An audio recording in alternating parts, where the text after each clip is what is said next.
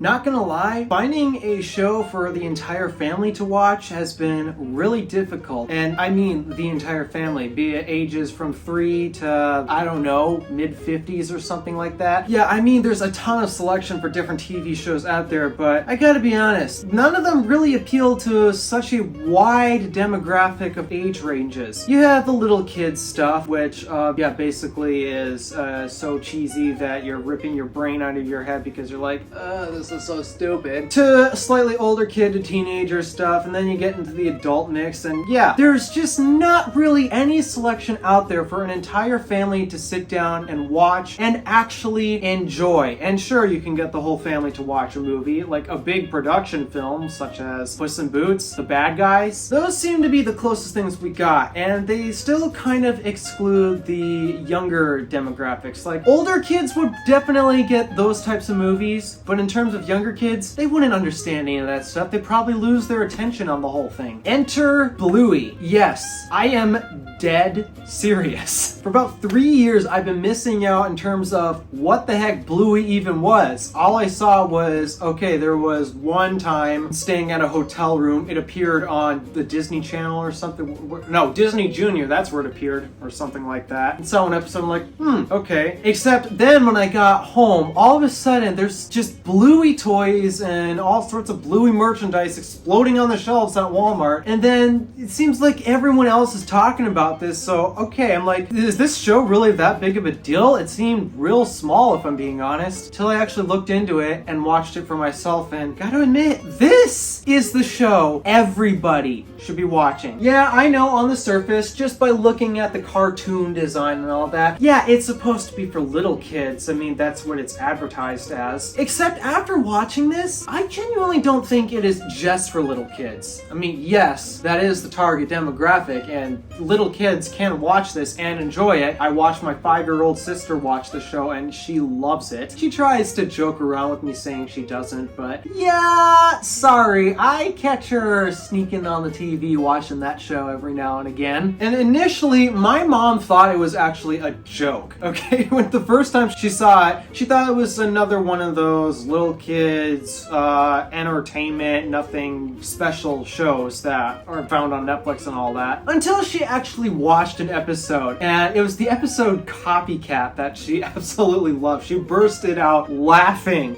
just because Bandit was making a fool of himself. But not only that, the whole scenario depicted in that episode was so realistic, and it just gave my mom a kick out of it. And it turns out other adults who have watched this too, a guy I know on the internet, I'm not too sure if we're friends or not, but he's just somebody that I happen to know and we speak on the occasion, Randy Vasquez. He was introduced to the concept of Bluey, and yeah, for such a long time, his podcast group, they bring it up every now and then because they discuss movie-related references and such, as well as general internet trends, and occasionally get brought up, but it was generally scoffed off. Somebody ended up having to watch it for a specific reason. I'm going to remain unnamed due to his wishes, but even he got a kick out of it, and he enjoys it, and yeah, it's clearly not just meant for little kids. And I guess in today's video, I'm going to explain why me, a young adult, out of school, having a job, single guy, why do I even like this show so much? I'm sitting watching episodes late at night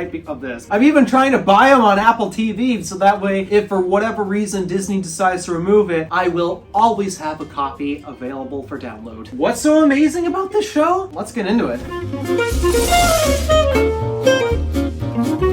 Just a quick disclaimer for you guys, I'm not a movie reviewer or a film critic or anything like this, and that's primarily because I don't usually get to watch all that often. I'm mostly at work trying to pay bills or trying to come up with video ideas for my other YouTube channels, as well as this one right here. I wasn't entirely sure what channel to put this on, so yeah, it's on this channel out of all of them. So if you're looking for a professional review of this show, you're not going to find that here. But if you still want to hear my thoughts and opinions on the show, as well as some other details, well, I guess I can give you some. So, Bluey, what is this show? Well, this is a show based in Australia by Australian creators, so there's a lot of Australian references that you'll find in this show, including all of the characters' accents and actually the scenery and locations within the world that they've set in this story. They are, for the most part, real, actual locations you can visit within Australia. I believe the town in Australia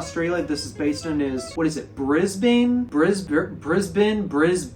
Sorry if you're Australian, I'm just terrible at pronunciation, so bear with me. I think it's pronounced Brisbane, but feel free to correct me if I'm wrong. For the most part, basically every single episode I can think of is actually available in Australia. Well, meanwhile, there are still a few restrictions, and the way that I actually watch it here in the US, which I'm still trying to get a VPN so I can actually watch the rest of the show that is still Australian exclusive though. Finally, they made one of the episodes that I've always wanted to watch. I've heard details about it. They finally released it to Disney Plus. That's how I'm watching it. My family has a Disney Plus subscription. I'm trying to remember where they got it from, but I have access to Disney Plus, so I'm watching it there. And also I am attempting to buy it on Apple TV, so that way if for whatever reason Disney decides to remove it, I still have access to every episode possible. Though strangely enough, they only let you buy portions of the season and not the entire season, which is kind of weird in my opinion. So the idea of this whole show is based around this blue heeler puppy named Bluey, hence the, yeah, I guess that's a bit obvious, as well as the rest of her family and friends, and is basically going through real world scenarios and often learning lessons just through, again, remember, this is a little kids demographic show, play. And the majority of the episodes are based off of games. Like, if you take a look at the episodes, so many of them are actually named off of the different games that Bluey and her sister Bingo or her friends play. And you might think, okay, for an adult like myself, that would seem incredibly boring because it's essentially equated to watching kids play in the living room or something like that. Yeah, at the surface, it might seem that way, but you gotta dig a little deeper and actually look harder for the more adult-ish things that also appeal to adults. But it's actually not just the kids that are playing, and this is where it basically takes such an interesting turn. Quite often, many of the episodes feature the parents playing with the kids as well, and the level of commitment that those parents give to their kids just being a part of their game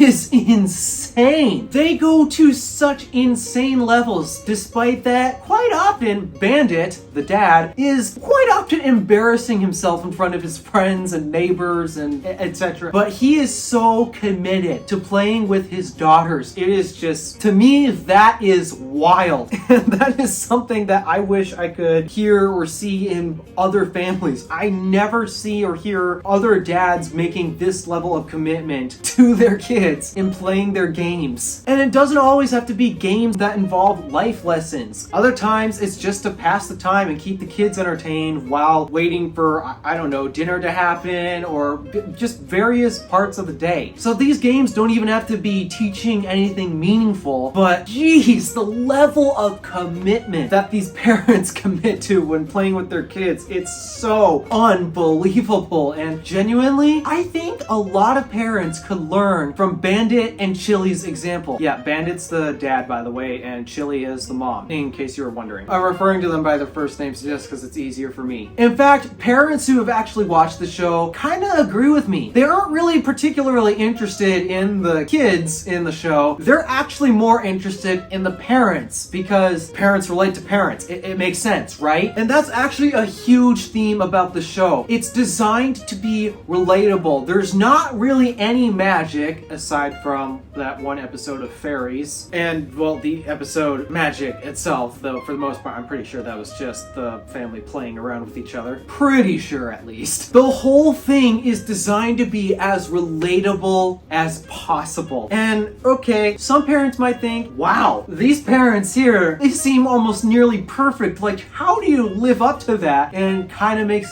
the relatability struggle a little bit. Except parenting is hard, and actually there are times when this show actually displays the struggles with the parents. Like when Chili first became a mom and how she absolutely struggled trying to figure out the best way to parent her new child, Bluey. And then Bandit also has issues himself when it comes to parenting, and it's his natural kind of unhealthy levels of competitiveness to the point where he literally could not handle losing to a child and cheated in a game against Bluey just because he couldn't handle losing to his daughter. He couldn't handle losing at all. And there are so many other elements about this show that just absolutely help making this show relatable. Like, it's not just this family that, okay, yeah, not every family is like that, to be honest. And maybe you might not have similar traits to Bluey or Bandit or Chili or Bingo, but they have a whole list of other characters that actually attempt to fill in those slots. And, well, they all have different stories that try to appeal to others who might have similar stories like that. For example, a couple characters I can list off the top of my head. Mackenzie, which, okay,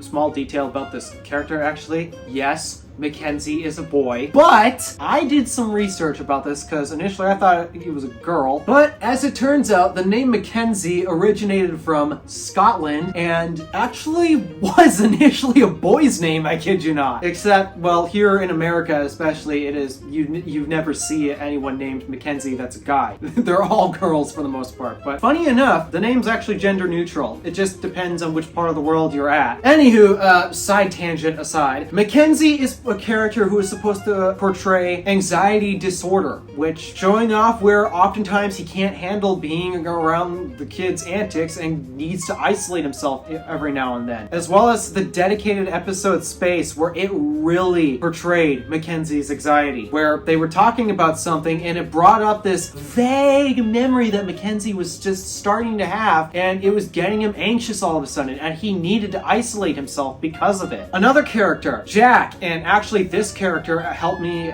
self-diagnose myself with something, actually. Jack is supposed to be a character who portrays ADHD, and I'll show you how I self-diagnosed myself with it because of Jack. There were 3 things that were immediately introduced about the character Jack in the episode Army, and this is all done in a car ride. The first thing, Jack could not sit still in his seat. Evidently, it is a symptom of ADHD. Short-term memory loss. This kid doesn't remember much. He admits it at the very beginning, especially when they brought up things like, "Hey Jack, do you remember your hat?" "No, I forgot it." And he goes on to say this all the time throughout the episode. He's not good at remembering things. And then the last thing. This last thing was what made me self-diagnose myself with ADHD. It was a comment from Jack's sister. "Why can't you do what you're told?" Jack saying, "I don't know." So I guess this is one of the many ways that, yeah, they got me hooked, is because they definitely related to me and some issues that I go through with my life. And they showed it off with Jack, especially at the very beginning, though throughout the rest of the episodes, it's actually really him overcoming his ADHD struggles. But yeah, this show made me self-diagnose myself with ADHD. And then genuinely, the list of characters could just go on in terms of different characters to relate to as many people as possible. Judo, that one kid who just has a hard time socializing. Winton, his parents are divorced. And then personally, one of my favorite characters just because of design, though I don't really have much relation to her, Brandy. She is portrayed as having infertility issues. This is a character that might resonate with the adults more compared to the kids. But still, this show is trying to be as relatable to its audience as possible. And all of the scenarios and the stories are being portrayed through play and genuinely are not entirely unrealistic. That's the heart about what the show's about. Now, that's just the heart of what the show is about, but there are so many other details that aren't specific to a story but absolutely help contribute it to just being a really great show. First up, the animation. It's really cute.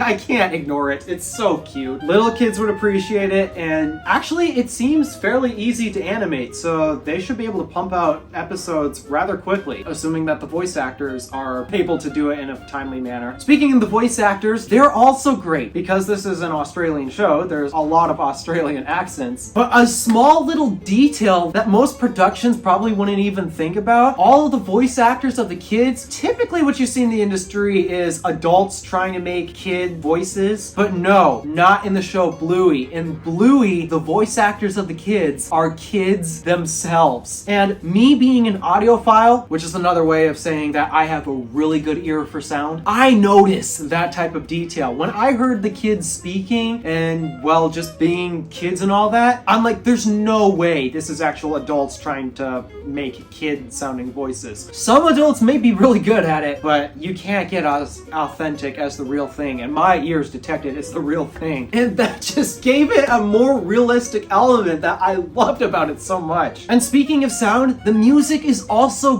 great. I don't remember the music composer off the top of my head, but he is so great at mixing the music for this show. It is so good. I've discovered that they've got a couple albums of his work that is for the show on iTunes, so using my Apple Music subscription, yeah, I'm listening to some of them on the occasion. My personal favorite works that this composer made are to the songs Rain and Rainbow, both of which are in the episode Rain. I love the music of that so much. It is calming, it's relaxing, and it just tickles my ear in the right way. The music is excellent. And then in terms of the educational aspects, because yeah, parents want their kids to be learning things, and I get it, letters, numbers, all that stuff is kind of important. But in this show, you're getting life skills. No, you're not getting the stuff that you're gonna learn in preschool anyways. No, these are actual life skills that you're learning from this. A lot of it has to do with interacting with people in the world or developing your personal character to be a better version of yourself. These are things that you're basically not going to find in almost any other little kid show. I'm really trying to think hard of any other show that can teach life skills to kids like this. Some of my favorite episodes are the episode Bike. Such an important one. It's an episode describing how it's difficult to do some things, but you can overcome it if you try hard enough. Then there's other episodes that are actually more personalized to every character, like Army, focusing on Jack and him dealing with his ADHD, or Space and Mackenzie dealing with his anxiety disorder, or Onesies, where Brandy comes to visit her family after a 4-year period of isolation due to her infertility issues and her being embarrassed about it. Your kids are never going to learn things like these in another show outside of this. And the truth is, I'm even learning something from it. Not necessarily from the little kids themselves, but mostly from the adults, if I'm being honest. Bandit is the one who I'm learning most from. His level of commitment towards his daughters is something that I really want to actually be able to learn from, because I have a really young sister, and let me be honest, our relationship is a little awkward at the moment where she really does not like me. So I'm trying to learn a thing or two about dealing with younger kids, and honestly, this show's really making me want to become a parent at some point. Though I've got many more steps before that happens.